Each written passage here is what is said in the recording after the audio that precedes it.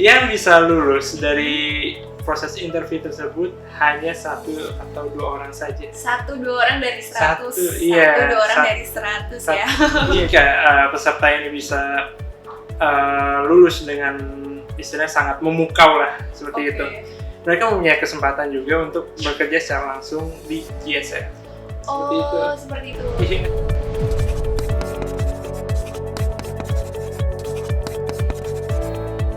Jadi digital marketing itu adalah sebuah aktivitas online di mana mereka membuat branding mereka sendiri di internet.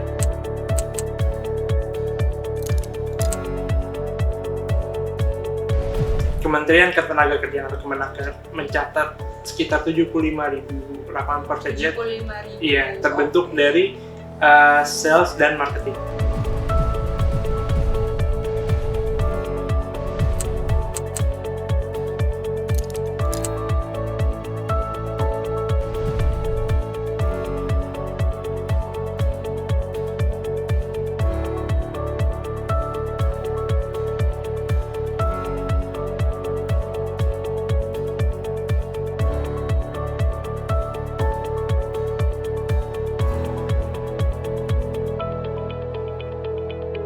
Halo, selamat siang Sobat GSM TV Indonesia. Perkenalkan, saya Nareswari Zakiah yang akan menjadi host pada sesi interview kita kali ini, di mana kita membahas tentang Jobs Market Show. Nah, di sini saya sudah ada Bapak Valen, selaku dari manajer dari perusahaan Global Skillsmith, di mana beliau ini merupakan manajer dari digital marketing. Dan di sini kita akan mengupas tuntas nih atau membahas bagaimana sih digital marketing ini itu beroperasi di Indonesia atau betapa pentingnya peran digital marketing untuk ada di Indonesia. Selamat siang Bapak Valen. Selamat siang. Apa kabarnya nih Pak? Alhamdulillah baik. Lagi sibuk ya Pak? Iya lumayan nih. Oke, boleh kita langsung Oh iya boleh. Oke nih, kalau boleh tahu boleh dijelasin lebih lanjut nggak nih Pak tentang apa sih digital marketing itu untuk khususnya di Indonesia tersendiri? Oke, berbicara digital marketing ya. Oke, kita harus kembali lagi ke basicnya. Digital marketing itu apa? Jadi digital marketing itu adalah sebuah aktivitas, terutama itu lebih ke online. Aktivitas online di mana perusahaan-perusahaan atau perorangan mereka mempromosikan produk mereka, jasa mereka membuat branding mereka sendiri di internet agar visibilitas mereka di internet itu muncul. Jadi orang-orang bisa mengetahui produk apa yang mereka jual, jasa mereka apa yang mereka jual. Seperti itu. Dan ini itu mereka menggunakan beberapa tools juga dalam proses ini, seperti search engine. Mungkin yang paling familiar adalah Google.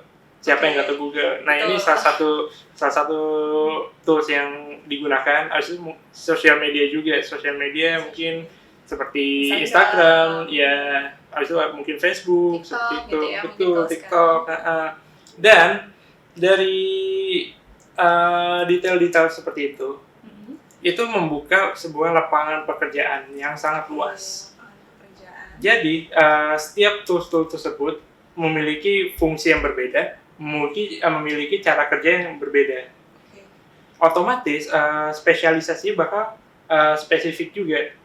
Sebagai contoh, ada yang namanya jadi social media specialist, ada juga namanya content writer, ada juga SEO spesialis, dan itu masih terus berkembang. Karena bidang ini terus berkembang. Sebanyak 67 juta UMKM. 67 juta UMKM, itu setengahnya, sekitar 30 juta, itu bertransisi ke bisnis online. Oh gitu? Iya, bisnis online. Kenapa? Karena yang pertama, reach-nya itu lebih gampang. Jangkauannya lebih luas dibandingkan dengan jangkauan bisnis tradisional. Betul. Bayangkan saja, kalau misalkan bisnis tradisional, mereka itu lebih ngandelin yang namanya store.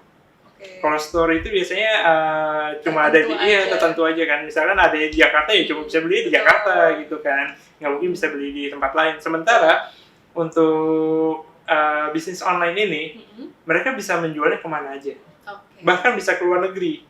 Nah, untuk agar bisnis online ini bisa berjalan, mereka perlu yang namanya digital marketing. balik lagi ke fungsi awalnya untuk memperkenalkan produk jasa mereka. Manfaatnya dari digital marketing ini adalah pertama, mereka itu bisa nge-reach yang namanya audiens yang spesifik. Jadi, coba bayangkan seperti ini. Kita berkaca sama tradisional marketing. Mungkin tradisional marketing itu kita menggunakan yang namanya flyer, menggunakan yang namanya poster, seperti itu kan. Dan kita, kalau misalkan sebagai ambil contoh lagi, kita menggunakan flyer. Flyer misalkan kita ngeprint 2000 lembar, habis itu kita hanya membagikan ke orang-orang misalnya di pinggir jalan, seperti itu kan. Dan orang-orang yang ngambil pun juga belum tentu mereka berminat dengan produknya, mereka cuma ambil aja gitu kan. Jadi kalau misalkan bisa dibilang tradisional marketing itu lebih banyak inefisiensinya dibandingkan digital marketing. Misalkan nih, Mbak Nares mau beli mobil gitu kan. Misalkan mau beli mobil, berarti Mbak Nares bisa aja kayak nge-search di Google gitu, mau beli mobil tipe apa gitu kan. Pasti yang muncul di Google adalah yang saya pengen. Iya, ya kan. Ya, dan itu namanya itu target audiens yang spesifik, seperti itu. Jadi ini tuh lebih ke efisiensi. Jadi tujuan dari digital marketing itu adalah efisiensi. Seperti itu. Itu menarik sekali ya, Pak Valen ya. Saya juga baru tahu gitu, ternyata digital marketing itu sepenting itu untuk dipakai di setiap perusahaan atau mungkin brand-brand seperti itu. Ya. Karena mungkin itu juga menjadi salah satu cara bagaimana mereka bertahan untuk bersaing di dunia ini, di mana sudah banyak sekali perusahaan atau brand seperti itu. Nah, kalau boleh tahu nih Pak, berapa banyak sih lapangan kerja untuk digital marketing itu sendiri? Jadi Kementerian Ketenagakerjaan atau Kemenaker mencatat pada tahun 2005 sebanyak sekitar 75.000 lapangan pekerjaan. 75.000. Iya, terbentuk dari sales dan marketing.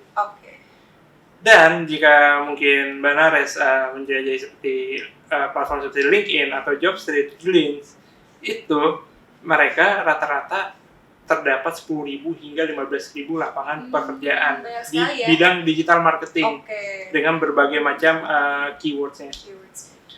Nah, jadi ini menandakan bahwa digital marketing ini terus berkembang, semakin meluas, dan ada sebuah prediksi juga pada tahun 2030 nanti Indonesia akan membutuhkan setidaknya tenaga kerja di bidang digital marketing itu 9 juta tenaga.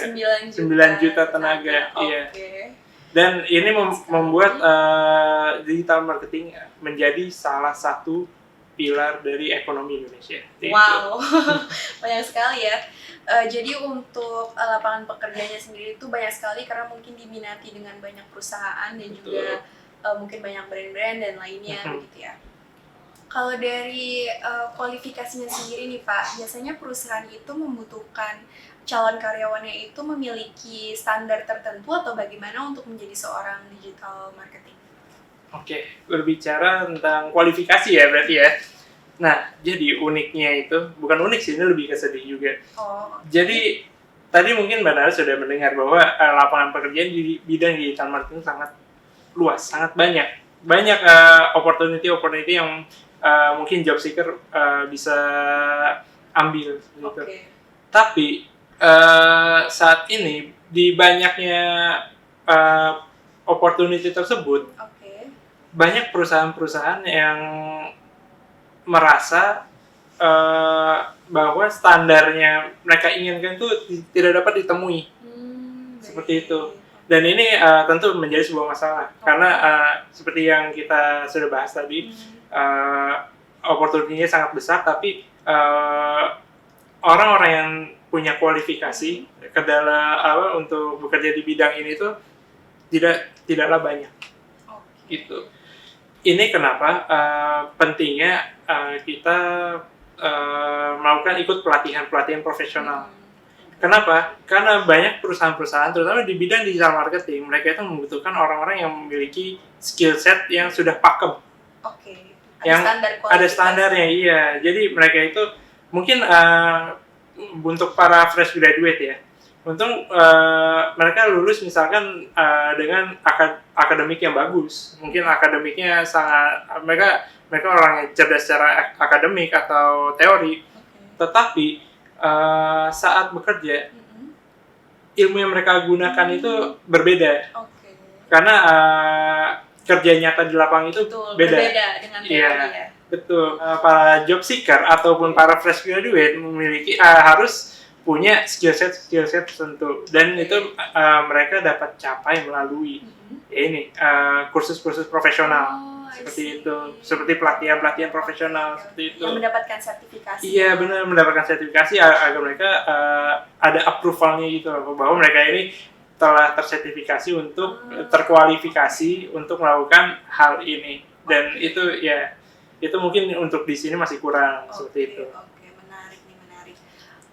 Ngomong-ngomong soal lapangan pekerjaan nih, mungkin apa dari JSO-nya sendiri lagi butuh tim tambahan atau bagaimana ya? Karena mungkin viewers kita di sini tertarik sekali untuk menjadi seorang digital marketer, tapi mungkin mereka belum ada bingung gitu perusahaan apa nih, mau apply gimana gitu.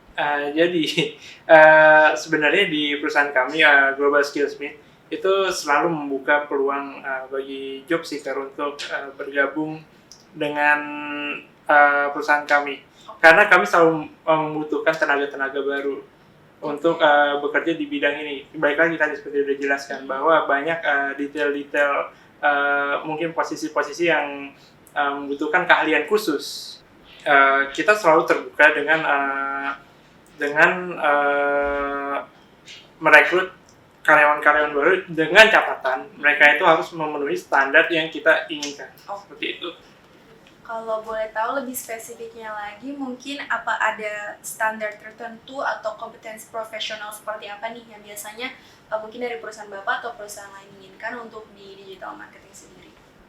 Jadi di dalam proses interview kita kandidat itu akan diberikan sebuah tes, dan tesnya ini berupa skenario atau contoh langsung dari kerja nyata, seperti itu. Dan ekspektasinya baik lagi mereka itu harus bisa memenuhi ekspektasi kita. Mereka itu harus dapat memenuhi standar kita agar bisa keterima di perusahaan JSM.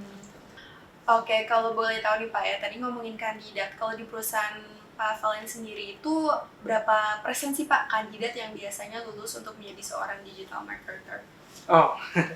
Jadi setiap minggunya kita membuka lowongan sebanyak 100 lowongan.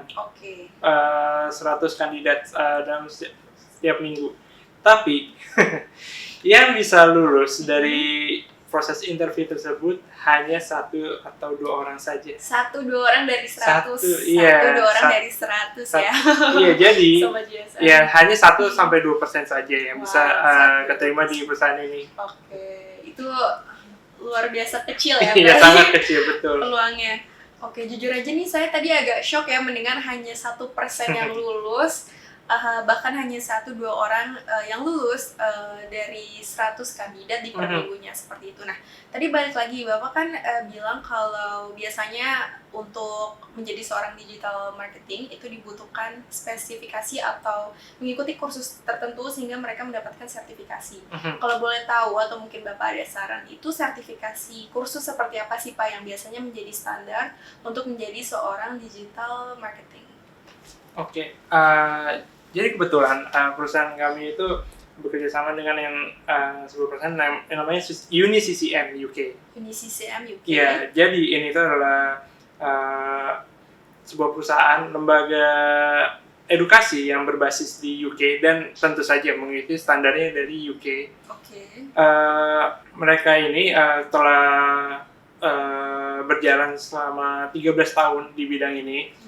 Dan mereka itu sebenarnya punya banyak bidang selain, jadi ada engineering, ada IT, ada construction juga, dan termasuk digital marketing. Jadi tidak hanya digital. Iya, betul. Nah, untuk program digital marketingnya sendiri, lagi mencoba membuka di Indonesia. Itu mereka akan launching sebuah program bernama Advanced Professional in Digital Marketing di Indonesia, di mana ini adalah live course atau pelatihan profesional yang secara live dan akan diselenggarakan menggunakan bahasa Indonesia. Seperti itu. Jadi untuk para peserta nih, bagi peserta-peserta yang mengikuti course ini, mereka akan mendapatkan sertifikat. Nah, ada lagi kesempatan lebih uniknya. Jadi jika peserta ini bisa lulus dengan istilahnya sangat memukau lah seperti itu, mereka mempunyai kesempatan juga untuk bekerja secara langsung di GSM. Seperti itu. Jadi memang unik ya. Jadi setelah mengikuti kursusnya, kemudian lulus kursusnya, itu bisa direkrut menjadi salah satu bagian dari perusahaan. Sangat menarik. Kalau boleh tahu nih Pak, mungkin di sini Sobat GSM pengen tahu gimana sih caranya untuk daftar, karena mungkin ada beberapa dari teman-teman di sini yang tertarik. Jadi mungkin nanti linknya akan ditampilkan di sebelah sini, boleh. atau nanti di bagian deskripsi. Mungkin bagi para penonton yang ingin mengakses langsung, kalian bisa langsung menuju website yang bernama uniccm.com. Nah, di situ jadi program Advanced Professional in Digital Marketing tersebut akan berlangsung selama 3 bulan. Tapi sebulan pertamanya itu adalah free trial, jadi kalian gratis akses selama 1 bulan. Seperti beasiswa di 1 bulan pertama. Dan ada kesempatan lainnya, yaitu kalian juga berkesempatan untuk mendapatkan beasiswa sebesar 95%. Itu sangat menarik loh, Sobat GSM. Jadi selain bisa ikut course-nya, dilatih, terus langsung di-recruit, itu juga mendapatkan free trial dan beasiswa. Seperti itu. Sangat menarik ya. Tadi kita nih udah ngomongin kursus, kita udah ngomongin sertifikasi. Mungkin hal lain yang Sobat GSM lebih familiar itu dengan mungkin magang. Kalau untuk magang sendiri itu kan juga melatih skills seseorang di dunia kerja secara nyata ya. Tetapi apakah itu juga ada di perusahaan Bapak sedang buka lowongan atau bagaimana? Jadi kita berbicara tentang intern atau magang. Sebenarnya ini adalah salah satu metode yang digunakan banyak perusahaan ya. Salah satunya kami juga seperti itu. Jadi program ini adalah program di mana kita mengembangkan karyawan yang baru, yang terutama yang mungkin skill setnya masih nol, yang masih belum punya pengalaman di bidang ini. Jadi mereka itu bisa belajar sambil bekerja seperti itu. Tetapi program ini itu tidak bisa dilakukan di-apply di semua jenis perusahaan, terutama di perusahaan yang kecil. Kenapa? Jadi bayangkan saja para intern ini adalah bukan para intern, tapi para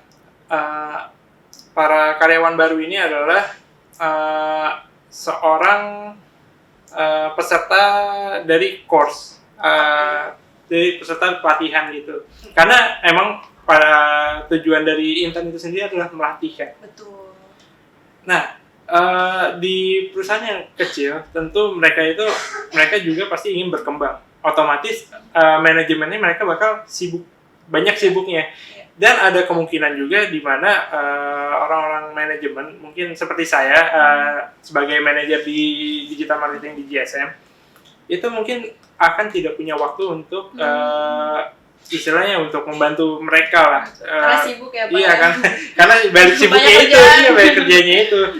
Jadi mungkin jadi tidak efektif karena ya tadi banyak detail-detail yang mungkin tidak disampaikan, dan jika detail-detail yang tidak disampaikan ini sayang dan dapat ya pada akhirnya ya benar tidak efektif. Tidak maksimal ya. Benar.